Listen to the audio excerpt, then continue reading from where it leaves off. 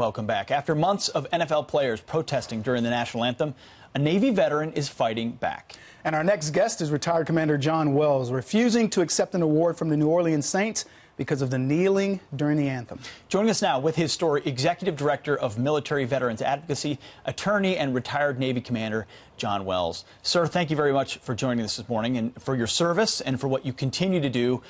You do so much good work that the New Orleans Saints decided before the season started they wanted to honor you with an award. But you decided, I don't want to accept that award. Walk us through what happened. Look, I've got 90,000 Navy veterans that are not getting their benefits because people in Congress are playing politics. I got 50,000 folks in Guam. I've got people all over the place. We estimate 4.5 million veterans need toxic exposure benefits. And I've got these guys taking a knee to my flag and the flag that they fought for.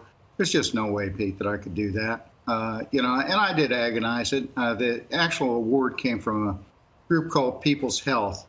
And it was a championship award for people 65 years and older who are still doing things in the community. I was very touched, very honored, really excited.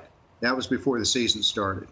Yeah, Since Commander, all of this falderall has gone on, there's just no way I can do it. Had to be a tough decision, Commander, and we can certainly appreciate everything you've talked about with the veterans.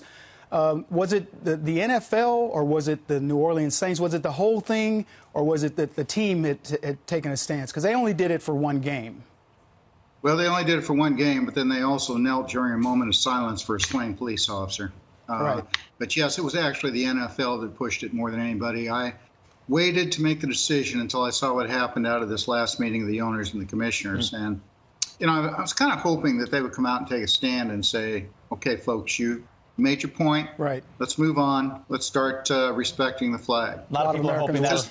Yeah. This is what the New Orleans Saints had to say. They said, we'll not allow Mr. Wells' decision and subsequent media appearances to distract our players and organization from continuing to honor and support our military and veterans. We have decided to move on from this sad and divisive discourse and focus on attention on supporting our military and veterans. Do you take that at face value?